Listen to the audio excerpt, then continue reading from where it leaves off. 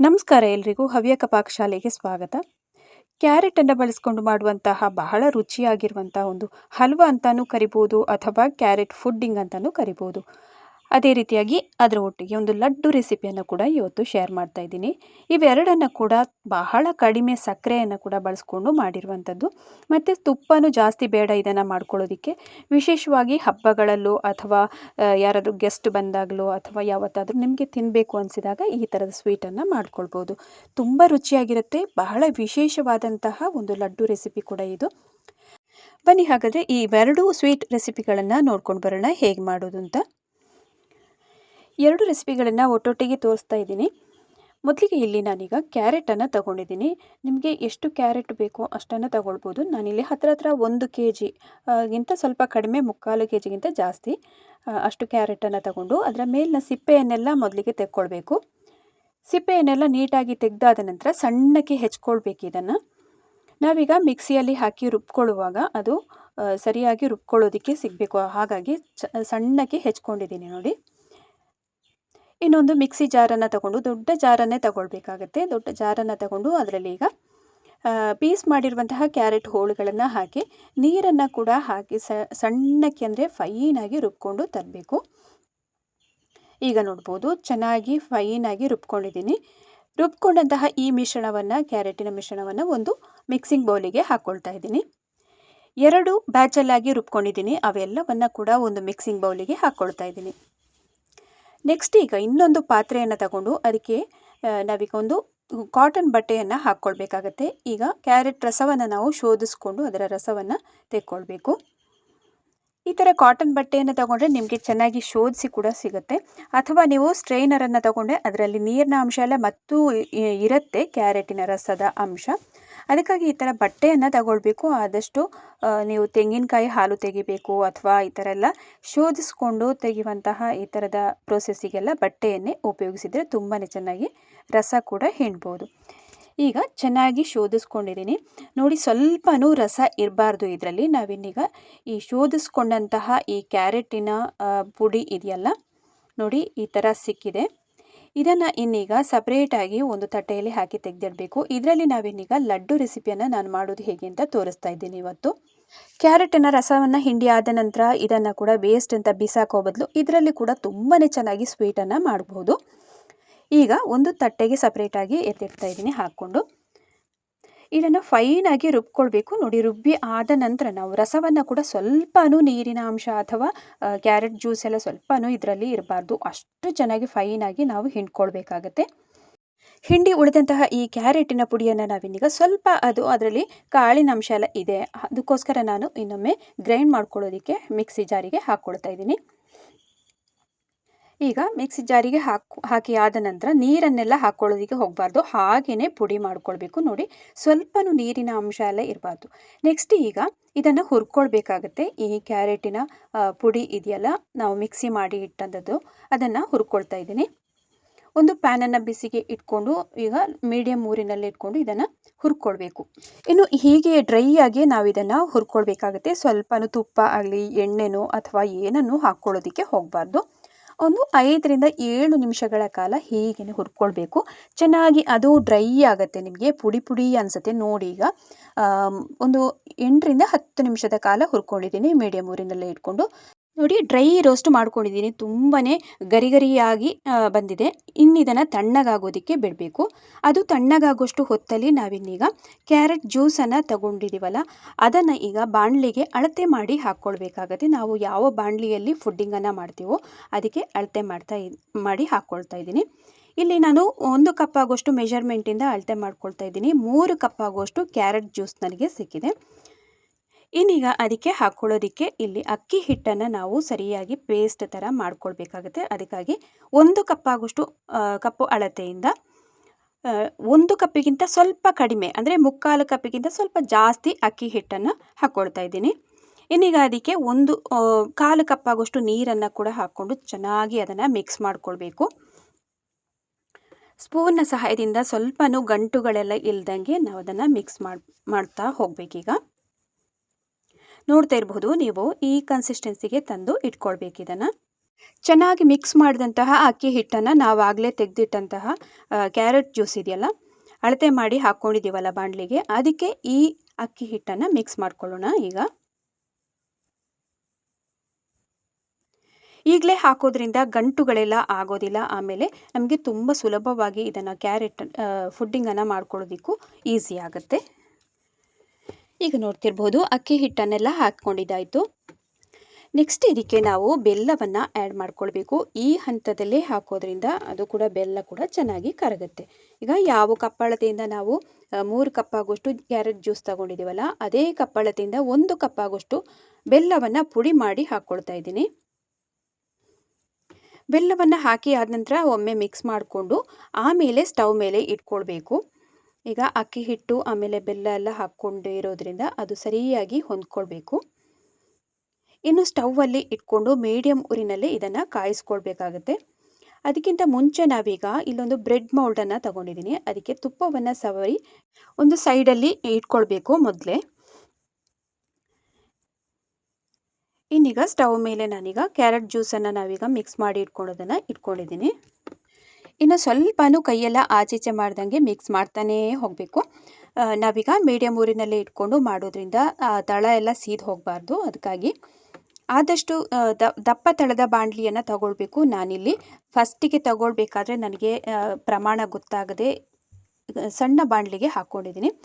ಮತ್ತು ನಾನು ಇದನ್ನು ಶಿಫ್ಟ್ ಮಾಡ್ಕೊಂಡಿದ್ದೀನಿ, ದಪ್ಪ ತಳದೇ ಇರುವಂತಹ ಬಾಣಲಿಗೆ ಶಿಫ್ಟ್ ಮಾಡ್ಕೊಂಡಿದ್ದೀನಿ.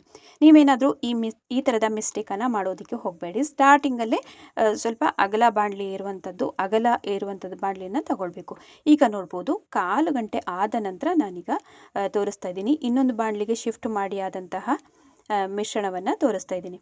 ಈ ಹಂತದಲ್ಲಿ ಸ್ವಲ್ಪ ತುಪ್ಪವನ್ನು ಹಾಕ್ಕೊಳ್ಬೇಕು. 2 ಸ್ಪೂನ್ ಆಗೋಷ್ಟು ತುಪ್ಪವನ್ನು ಹಾಕ್ಕೊಂಡಿದ್ದೀನಿ.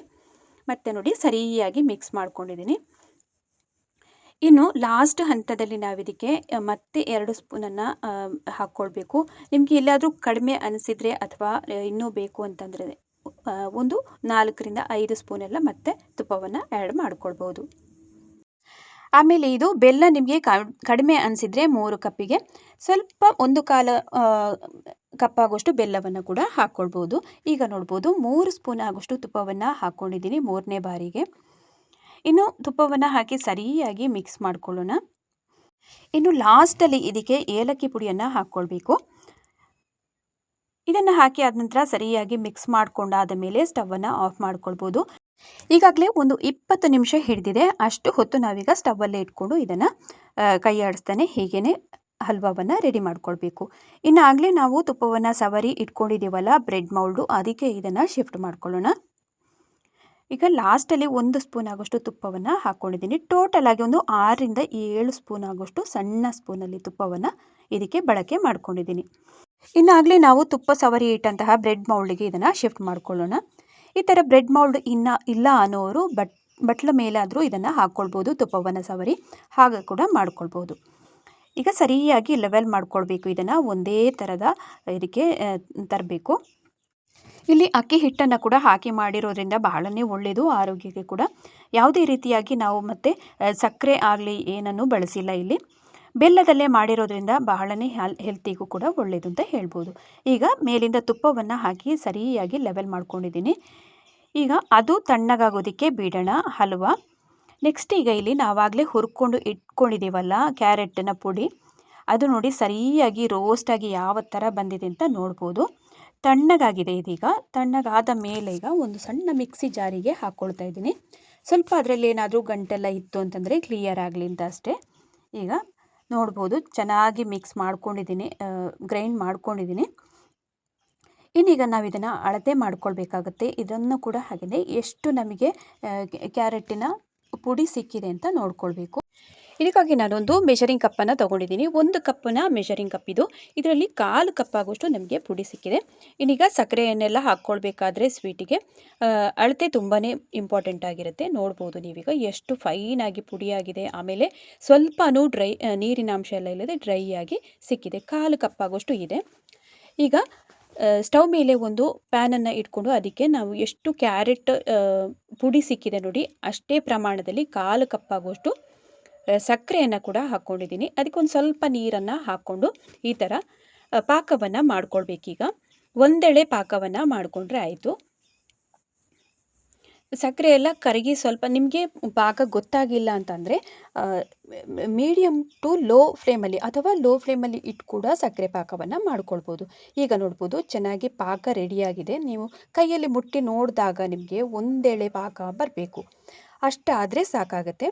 ಅಥವಾ ನೀವು ನಾನಾಗಲೇ ಹೇಳಿದಂತೆ ತೀರಾ ನಿಮಗೆ ಪಾಕ ಮಾಡೋದಕ್ಕೆ ಗೊತ್ತಾಗಲ್ಲ ಅಂತ ಅಂದಾಗ ಕಮ್ಮಿ ಉರಿಯಲ್ಲೇ ಇಟ್ಕೊಂಡು ಮಾಡಿದಾಗ ನಿಮಗೆ ಯಾವ ಸ್ಟೇಜಲ್ಲಿ ಯಾವ ಥರ ಪಾಕ ರೆಡಿ ಆಗ್ತಿದೆ ಅಂತ ಗೊತ್ತಾಗತ್ತೆ. ಈಗ ಚೆಕ್ ಮಾಡ್ತಾ ಇದ್ದೀನಿ ನೋಡಿ, ಒಂದೆಳೆ ಪಾಕ ಬರ್ತಾ ಇದೆ. ಇನ್ನೀಗ ಸ್ಟವನ್ನು ಆಫ್ ಮಾಡಿಕೊಂಡು ನಾವಾಗಲೇ ಪುಡಿ ಮಾಡಿ ಇಟ್ಟಂತಹ ಕ್ಯಾರೆಟ್ ಪುಡಿಯನ್ನು ಇದಕ್ಕೆ ಹಾಕ್ಕೊಳ್ಬೇಕು. ನೋಡ್ತಿರ್ಬೋದು ನೀವು, 2 ಸ್ವೀಟ್ ಕೂಡ ಒಟ್ಟಿಗೆ ಮಾಡ್ದಂಗೆ ಆಗುತ್ತೆ. ಲಡ್ಡು ಅಂತೂ ಸಖತ್ತಾದಂತಹ ಟೇಸ್ಟ್ ಇದೆ ಅಂತ ಹೇಳ್ಬೋದು. ಈ ಥರ ಎಲ್ಲ ಕ್ಯಾರೆಟ್ ನೀವು ಫುಡ್ಡಿಂಗ್ ಎಲ್ಲ ಮಾಡಿದಾಗ ಅದರ ವೇಸ್ಟ್ ಅಂತ ಯಾವ ಥರ ಬೀಸಾಕ್ತೀವಲ್ಲ, ಅದರಲ್ಲಿ ನಾವು ಈ ಥರ ಲಡ್ಡು ಅಥವಾ ಬರ್ಫಿಯನ್ನು ಕೂಡ ಮಾಡ್ಕೊಳ್ಬೋದು. ಈಗ ಈ ಹಂತದಲ್ಲಿ ನಾನು ಕ್ಯಾರೆಟ್ ಪುಡಿಯನ್ನು ಹಾಕ್ಕೊಂಡಿದ್ದೀನಿ. ಇನ್ನು ಚೆನ್ನಾಗಿ ಮಿಕ್ಸ್ ಮಾಡ್ಕೊಳ್ಳೋಣ. ಆಮೇಲೆ ಕೊನೆಯ ಹಂತದಲ್ಲಿ ನಾವು ಇದಕ್ಕಿನ್ನೀಗ ಗೋಡಂಬಿ ಮತ್ತು ಏಲಕ್ಕಿಯನ್ನೆಲ್ಲ ಹಾಕ್ಕೊಳ್ಬೇಕು. ನೀವು ಬೇಕಾದರೆ ತುಪ್ಪದಲ್ಲಿ ಹುರಿದು ಕೂಡ ಗೋಡಂಬಿಯನ್ನು ಹಾಕ್ಕೊಳ್ಬೋದು. ನಾನಿಲ್ಲಿ ಹಸಿದೇ ಹಾಕ್ಕೊಂಡಿದ್ದೀನಿ, ಗೋಡಂಬಿ ಮತ್ತು ದ್ರಾಕ್ಷಿಯನ್ನು. ನೆನಪಿರಲಿ, ಸ್ಟವನ್ನು ಆಫ್ ಮಾಡಿಕೊಳ್ಬೇಕು ನಾವು ಯಾವಾಗ ಕ್ಯಾರೆಟ್ ಪುಡಿಯನ್ನು ಹಾಕಿ ಆದ ನಂತರ. ಇನ್ನೀಗ ಏಲಕ್ಕಿ ಪುಡಿಯನ್ನು ಹಾಕ್ಕೊಳ್ತಾ ಇದ್ದೀನಿ. ಏಲಕ್ಕಿ ಪುಡಿಯನ್ನು ಹಾಕಿ ಇನ್ನೊಮ್ಮೆ ಮಿಕ್ಸ್ ಮಾಡ್ಕೊಳ್ಳೋಣ. ಇನ್ನು ಕೊನೆಯದಾಗಿ ನಾವೀಗ ಸಣ್ಣದಾಗಿ ಹೆಚ್ಚಿದಂತಹ ಗೋಡಂಬಿ ಮತ್ತು ದ್ರಾಕ್ಷಿಯನ್ನು ಹಾಕಿ ಮಿಕ್ಸ್ ಮಾಡಿದರೆ ಕ್ಯಾರೆಟ್ ಲಡ್ಡಿನ ಮಿಶ್ರಣ ಕೂಡ ರೆಡಿಯಾಗುತ್ತೆ. ನಾವಿದನ್ನು ಇನ್ನೀಗ ಸ್ವಲ್ಪ ತಣ್ಣಗಾದ ನಂತರ ಉಂಡೆಗಳನ್ನಾಗಿ ಮಾಡ್ಕೊಳ್ಬೋದು. ನೋಡ್ಬೋದು ನೀವೀಗ, ತಣ್ಣಗಾದ ನಂತರ ತೋರಿಸ್ತಾ ಇದ್ದೀನಿ ನಾನೀಗ. ಒಂದೊಂದು ಲಡ್ಡನ್ನು ಕೂಡ ಉಂಡೆ ಮಾಡಿದ್ರೆ ಆಯಿತು. ಬಹಳನೇ ರುಚಿಯಾಗಿರುತ್ತೆ. ನಾವು ಯಾವತ್ತೂ ಈ ಥರದ ಫುಡ್ಡಿಂಗ್ ಎಲ್ಲ ಮಾಡಿದಾಗ ಕ್ಯಾರೆಟ್ನ ಪುಡಿಯನ್ನು ಬಿಸಾಕೋದಕ್ಕೆ ಹೋಗಬೇಡಿ. ಚೆನ್ನಾಗಿ ಅದನ್ನು ಬಟ್ಟೆಯಲ್ಲಿ ಹಿಂಡಿಬಿಟ್ಟು ನೋಡಿ ಈ ಥರದ ಲಡ್ಡನ್ನೆಲ್ಲ ಮಾಡ್ಕೊಳ್ಬೋದು. ತುಂಬ ಹೆಲ್ದಿಯಾಗಿರುವಂಥದ್ದು. ಇದನ್ನು ಬೇಕಾದರೆ ನೀವು ಸಕ್ಕರೆಯ ಬದಲಾಗಿ ಬೆಲ್ಲದ ಪುಡಿಯನ್ನು ಕೂಡ ಹಾಕಿ ಮಾಡ್ಕೊಳ್ಬೋದು. ಪ್ರತಿಯೊಂದು ಲಡ್ಡನ್ನು ಕೂಡ ಮಾಡ್ತಾ ಇದ್ದೀನಿ. ಇನ್ನೀಗ ಆಗಲೇ ನಾವು ಇಟ್ಟಂತಹ ಫುಡ್ಡಿಂಗ್ ಕೂಡ ತುಂಬಾ ಚೆನ್ನಾಗಿ ತಣ್ಣಗಾಗಿದೆ. ತಣ್ಣಗಾದ ನಂತರ ನಾವು ಇದನ್ನು ಕಟ್ ಮಾಡ್ಕೊಳ್ಬೋದು.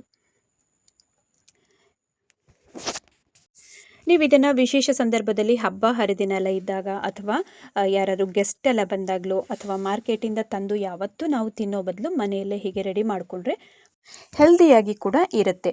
ಇನ್ನು ಫುಡ್ಡಿಂಗು ಕೂಡ ಹಾಗೆಯೇ, ಅದಕ್ಕೆ ಬೆಲ್ಲವನ್ನು ಹಾಕಿ ಮಾಡಿರೋದ್ರಿಂದ ಬಹಳನೇ ರುಚಿಯಾಗಿರುತ್ತೆ. ಈಗ ನೋಡ್ತಿರ್ಬೋದು, ಲಡ್ಡನ್ನು ನಾನು ಒಂದನ್ನು ಓಪನ್ ಮಾಡಿ ತೋರಿಸ್ತಾ ಇದ್ದೀನಿ ನೋಡಿ. ಕ್ಯಾರೆಟ್ ಲಡ್ಡು ಅಂತೂ ಬಹಳ ರುಚಿಯಾಗಿರುತ್ತೆ. ನೀವು ಈ ರೆಸಿಪಿಯನ್ನು ಮಿಸ್ ಮಾಡದೆ ಒಂದ್ಸಲ ಟ್ರೈ ಮಾಡಿ ನೋಡಲೇಬೇಕು. ಅಷ್ಟೇ ರುಚಿಯಾಗಿರುತ್ತೆ. ಅದ್ಭುತವಾದಂತಹ ಟೇಸ್ಟ್ ಅಂತ ಹೇಳ್ಬೋದು. ಇನ್ನು ನಾವು ಕ್ಯಾರೆಟ್ ಫುಡ್ಡಿಂಗನ್ನು ನೋಡೋಣ, ಅಥವಾ ಹಲ್ವಾವನ್ನು ಹೇಗೆ ಬಂದಿದೆ ಅಂತ ನೋಡೋಣ. ಕಂಪ್ಲೀಟಾಗಿ ಕೂಲಾಗಿದೆ. ನಾವು ಲಡ್ಡೆಲ್ಲ ರೆಡಿ ಮಾಡಿ ಪ್ರಿಪೇರ್ ಮಾಡಿ ಲಡ್ಡು ಮಾಡುವಷ್ಟು ಹೊತ್ತಲ್ಲಿ ಇದು ಕೂಡ ತಣ್ಣಗಾಗಿದೆ. ಇನ್ನೀಗ ಅದನ್ನು ಡಿಮೋಲ್ಡ್ ಮಾಡೋಣ.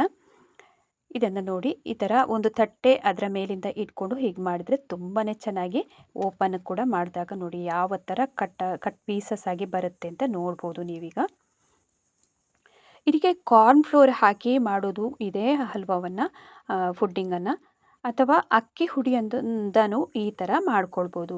ಬಹಳ ರುಚಿಯಾಗಿರುತ್ತೆ ಫುಡ್ಡಿಂಗು ಕೂಡ. ಹಾಗೆಯೇ ಬೆಲ್ಲವನ್ನು ನಾವಿಲ್ಲಿ ಹಾಕಿ ಮಾಡಿರೋದ್ರಿಂದ. ಇವತ್ತಿನ 2 ರೆಸಿಪಿಗಳು ನಿಮಗೆ ತುಂಬಾ ಇಷ್ಟ ಆಗಿರ್ಬೋದಲ್ಲ. ಇವತ್ತು ನಾನು ತೋರಿಸಿದಂತಹ 2 ಸ್ವೀಟ್ ರೆಸಿಪಿಗಳು ನಿಮಗೆ ತುಂಬಾ ಇಷ್ಟ ಆಗಿರ್ಬೋದಲ್ಲ. ಇಷ್ಟ ಆದಲ್ಲಿ ಚಾನಲನ್ನು ಲೈಕ್ ಮಾಡಿ, ಶೇರ್ ಮಾಡಿ, ಸಬ್ಸ್ಕ್ರೈಬ್ ಮಾಡಿ ಅಂತ ಹೇಳ್ತಾ, ಹವ್ಯಕ ಪಾಕಶಾಲೆಯಲ್ಲಿ ಹಲವಾರು ರುಚಿಗಳನ್ನು ಈಗಾಗಲೇ ಅಪ್ಲೋಡ್ ಮಾಡಿದ್ದೀನಿ. ಲಿಂಕಿಗೆ ಹೋಗಿ ಅವನ್ನು ಕೂಡ ನೋಡ್ಕೊಳ್ಳಿ. ಇನ್ನೊಂದು ರುಚಿಯೊಂದಿಗೆ ಮತ್ತೊಮ್ಮೆ ಸಿಗ್ತೀನಿ ಅಂತ ಹೇಳ್ತಾ, ಅಲ್ಲಿ ತನಕ ನಮಸ್ಕಾರ.